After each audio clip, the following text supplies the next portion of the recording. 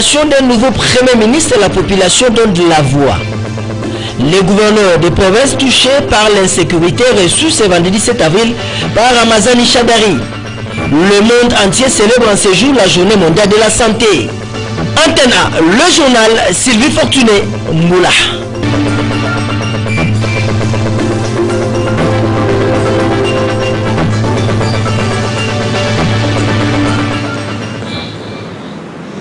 Tout le plaisir est pour nous de vous savoir, nombreux pour nous suivre. Mesdames et messieurs, bonsoir. Bienvenue à cette grande édition du journal sur nos antennes. C'est finalement fait. C'est vendredi 7 avril 2017. Le président de la République, Joseph Kabila, a reçu en audience au Palais de la Nation monsieur le Premier ministre Sami Badibanga. Au cours de cette audience, Sami Badibanga a présenté conformément à l'article 78 de la Constitution la lettre de démission du gouvernement qu'il a eu l'estime honneur de diriger.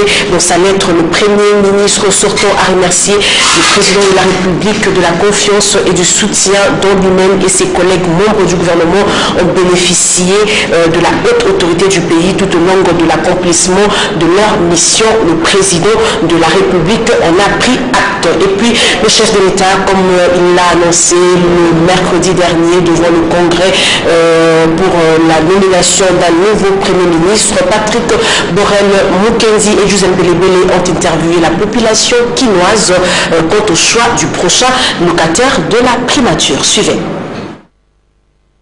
Le garant de la nation, Joseph Kabila, a promis mercredi 5 avril, devant les congrès, de nommer en 48 heures le nouveau patron de la primature. Cette promesse tombe vendredi 7 avril.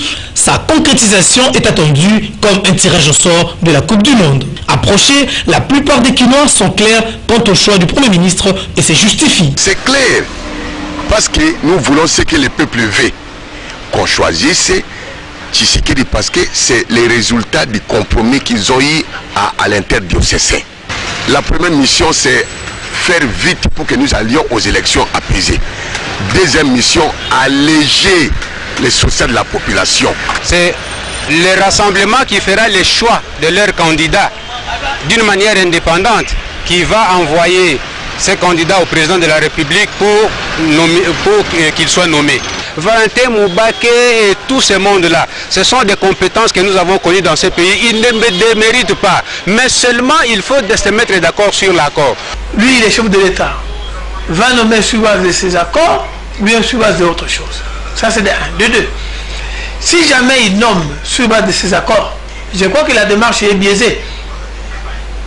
Puisque le rassemblement qui est censé donner le nom du Premier ministre n'a pas été reçu par le chef de l'État.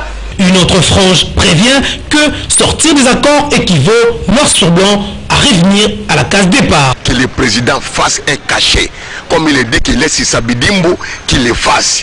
Qu'il n'écoute pas vraiment les gens là, les chauves-souris, qu'il nomme Tshisekedi, nous allons aux élections, point barre. Le climat de sérénité, d'apaisement qui donnera espoir au travail et qui fera que le travail se fasse bien. C'est vrai, il peut nommer la personne comme il avait nommé Sami Badibanga. Pour quelle fin politique? Sami Badibanga vient de terminer ses 4 ou 3 mois à la tête du pays et du gouvernement. Qu'est-ce qu'il a apporté comme solution? En tout cas, qui vivra verra, car ce n'est plus qu'une question d'heure. Et puis le président de la République est préoccupé par la situation sécuritaire au pays, dit le gouverneur du Nord Kivu, Julien Paluku, à l'issue d'une réunion organisée à l'intention du gouverneur et vice-gouverneur par le vice-premier ministre, ministre de l'Intérieur, Emmanuel Ramazani Chadari. Des propositions concrètes ont été formulées pour remédier à cette situation. Reportage. L'espace kassaïen, une partie de l'Équateur et le Kivu connaissent des sérieux problèmes d'insécurité, raison pour laquelle le vice-premier ministre, ministre de l'Intérieur, Emmanuel Ramazani Chadari, a eu une réunion importante avec le gouverneur de ces provinces. Après le tour d'horizon fait de la situation, une thérapeutique a été proposée pour sécuriser la population. Nous avons connu des situations graves à travers la République qui nécessitent une thérapeutique de choc. Cette thérapeutique de choc a été présentée devant son Excellence, qui a validé les stratégies présentées par le gouverneur de province et qui désormais au retour vont devoir être appliquées pour que dans tout l'espace où les populations se sentent en insécurité, ces populations soient correctement prises en charge et par la police et par l'armée. Il a été également défini des stratégies pour voir comment les espaces qui sont libérés par les militaires doivent être occupés par la police, parce que c'est la police qui a la charge du maintien et du rétablissement de l'ordre public. Donc voilà des questions autour desquelles nous avons échangé avec son Excellence et qui nécessitent un suivi régulier pour que finalement, à l'horizon des élections qui arrivent, toutes les populations disponibles à devoir participer à ce processus. Une autre réunion est prévue dans les tout prochains jours. Elle aura pour but de prendre des dispositions pour une mobilité de la police et de l'armée en vue de mieux organiser les élections prochaines. Le reportage porte la signature de Dieu merci Nzombo Mabiala et toujours dans le même registre, notre correspondant à Chikapa, Jean-Luc Bakapenda, nous fait le point sur la situation sécuritaire dans cette partie de la République. Suivez. Connu sous le nom de Bébé Mouchaoudi, le chef Ntamukabongo décapité à 11h30 de ce jeudi par le miliciens de chef Kamonan Sapou. Selon son frère biologique qui a consommé l'information à la presse, chef Ntamukabongo a été tabassé sérieusement avant d'être décapité par les éléments du Kamonan Sapou. Le village de ses chefs est resté complètement vide. La population tambousse craignait encore les pieds. Ils appellent les autorités provinciales à aller venir en aide. Lors de l'opération du capitaine du chef Ntamukabongo, les militaires et les policiers n'ont pas été aperçus dans ces villages. Il y a presque une semaine que la ville de Chikapa connaît de plus en plus les cas d'arrestation de jeunes de 18 ans à 35 ans. Les jeunes arrêtés par les services de sécurité sont relâchés à condition de payer 50 à 100 000 francs congolais. Du côté autorité provinciale, pas encore de déclaration. Le ministre provincial de l'Intérieur, le gouvernement garde encore leur silence. Il y a encore quelques jours, vous le savez, que la ville de Chikapa est secouée dans tous ces quatre coins avec le phénomène Kamonan Sapou. Le cas d'Embaou, village situé à plus ou moins 80 km de la ville de Chikapa, où plusieurs édifices de l'État ont été incendiés. Alors que dans la localité de Chimbinda, Maïmbi, à chaque jour, sa célébration, celui du 7 avril, est dédié à la santé, car ces jours est célébré par des centaines d'organisations axées sur la santé publique. Et cette année, le thème choisi est dépression.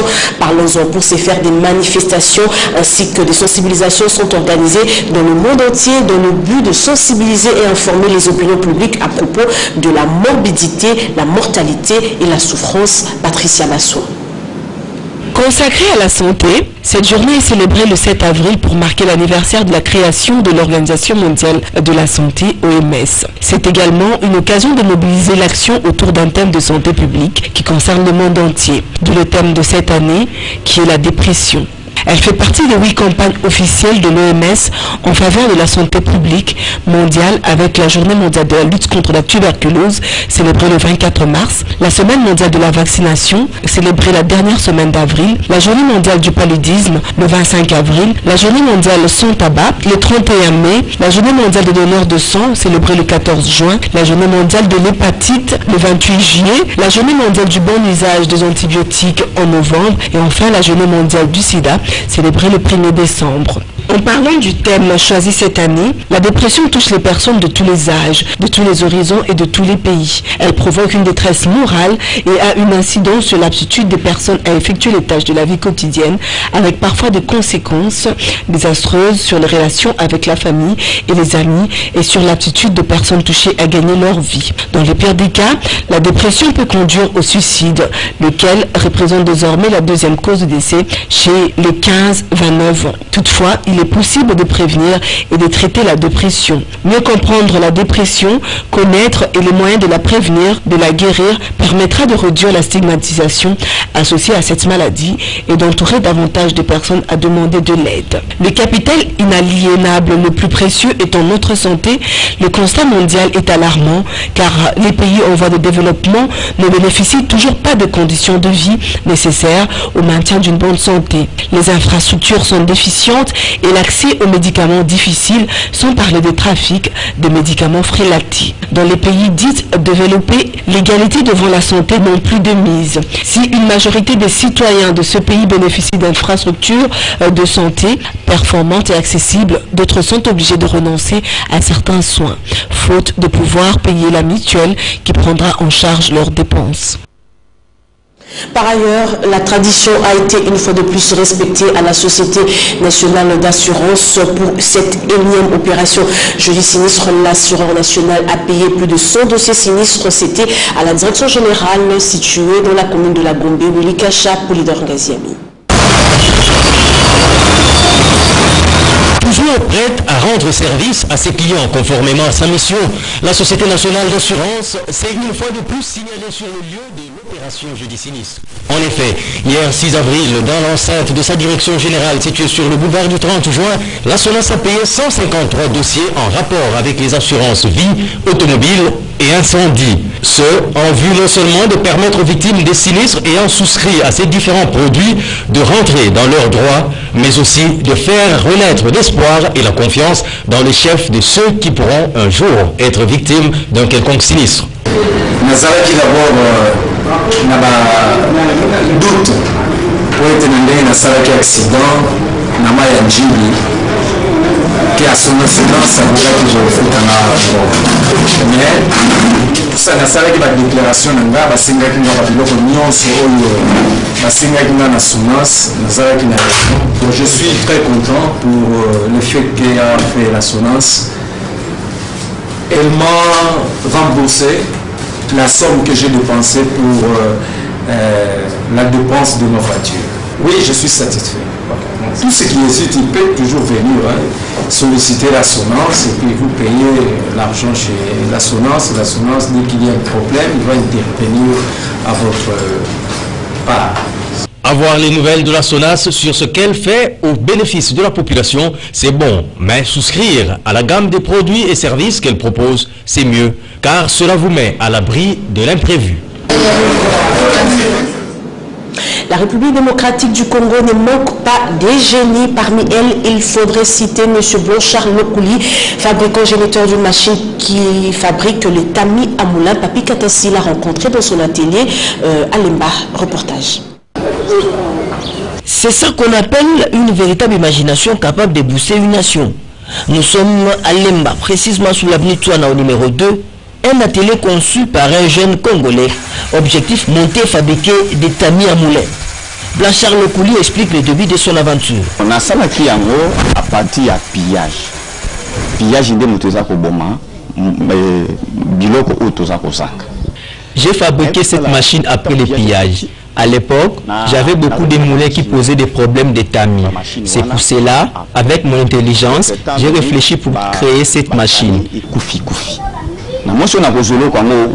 Fruit de son intelligence exprimée, le concepteur de cette machine explique que son produit corrige les moulins importés et apporte un maïs de bonne qualité. Différence c'est ali ya makasi. Pourquoi? La différence entre les tamis que j'ai fabriqués et celui importé, les miens est très efficace avec des petits trous, tandis que les tamis importés est léger avec des grands trous. Les tamis importés, ça ne donne pas une bonne farine avec nos moulins. Nous produisons une farine très fine. Efficace. Blanchard Lokouli, sans appui de l'État et travaillant dans des conditions et contextes très difficiles, en appelle aux autorités de la République. Dans ce que j'ai fait, j'ai beaucoup de difficultés qui se posent, un problème de courant électrique, d'où j'ai besoin d'avoir un groupe électrogène et surtout un bon espace pour créer, pour travailler, former les jeunes et lutter contre le chômage. Dans l'espoir que l'innovation de notre compatriote Blanchard Lokouli pourra être appuyée par le pouvoir public.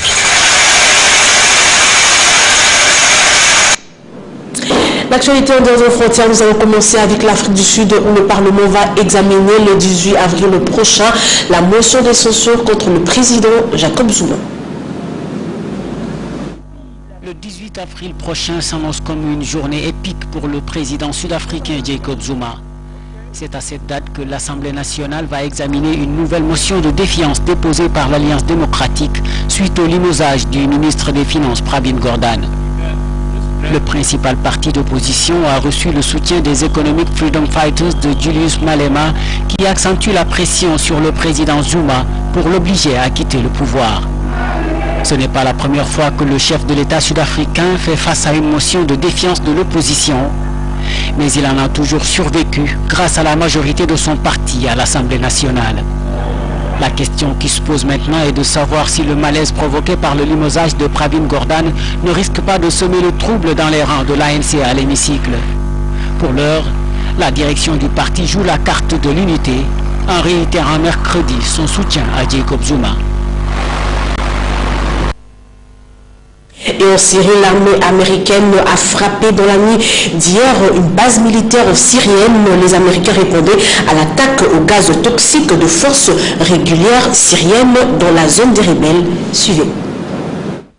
Après l'indignation suscitée par l'attaque chimique présumée du régime syrien, les alliés de Washington cette fois-ci applaudissent.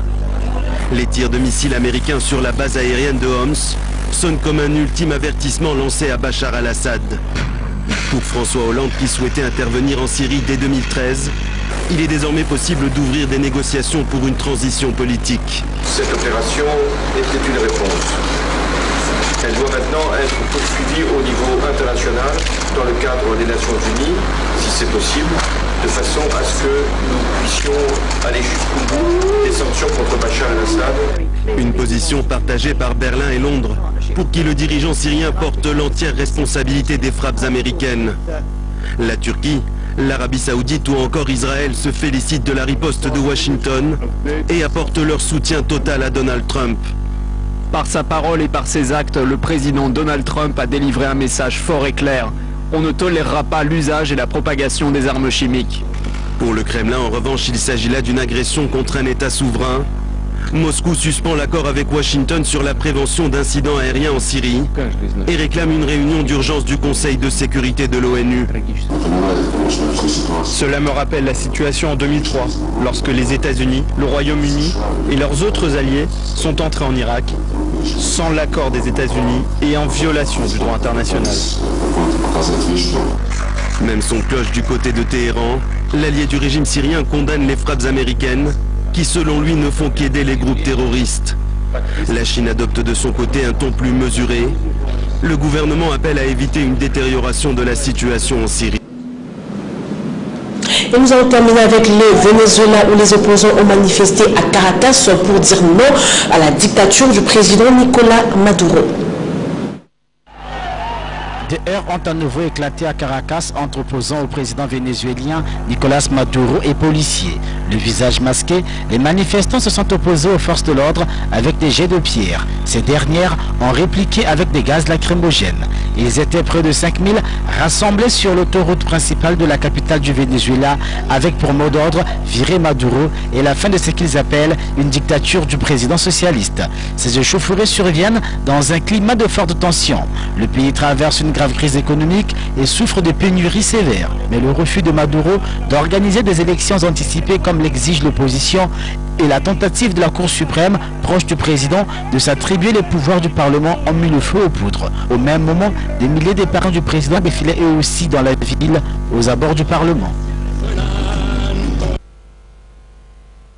De retour dans la capitale Kinshasa, d'abord, nous allons vous tenir informé de cette nouvelle sportive, le match de la deuxième journée de la Lena Foot qui devrait opposer l'SV Club à Don Bosco de ce samedi 8 avril n'aura pas lieu. Raison de formation de Salésien de Don Bosco est invité au Maroc pour participer à un tournoi des galas qui scellera le partenariat entre la FECOFA et la Fédération royale de football de Maroc. Quant au match d'Arinclo Motema Pembe Sanga Balende de ce dimanche 9 avril au stade de Martyr est bel et bien confirmé. Et nous allons maintenant lire le journal paru dans la capitale ce vendredi. C'est dans une sélection et un commentaire de Dieu merci Nzop Mabiala, revue de presse.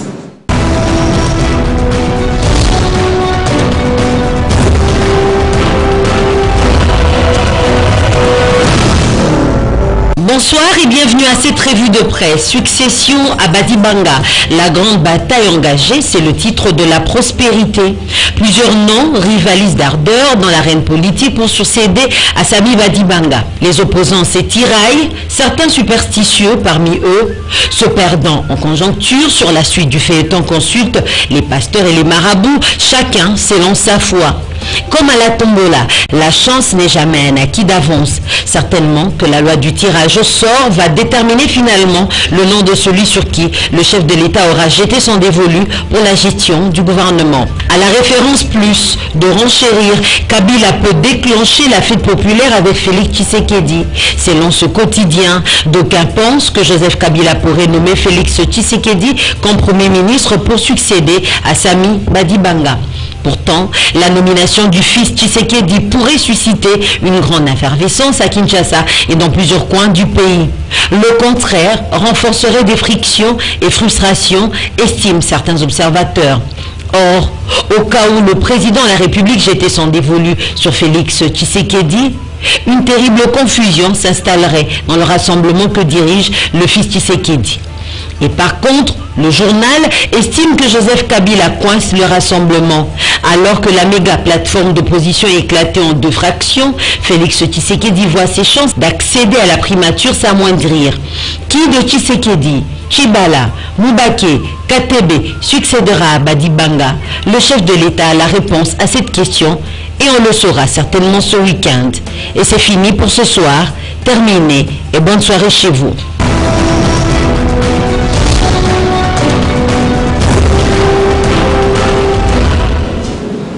Merci Dieu, merci. C'est aussi la fin de ce journal, mesdames et messieurs. Merci à vous tous ceux qui l'avaient reçu aimablement chez vous. Ces remerciements, c'est au nom de Papi Katassi et Claude Toumba, ainsi que la grande équipe qui nous a accompagnés. Ce soir, le prochain, c'est demain dès 10h. Vous retrouverez Nadia Koulafouka Malala. Je serai là à 19h pour la grande édition du journal. Ne manquez pas les actualités en lingala dans une présentation de Africa Mojinga.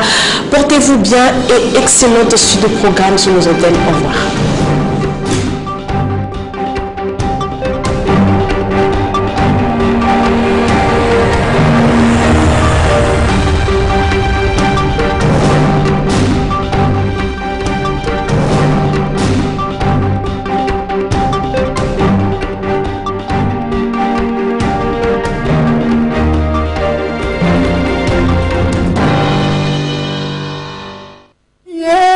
Ce journal vous a été offert par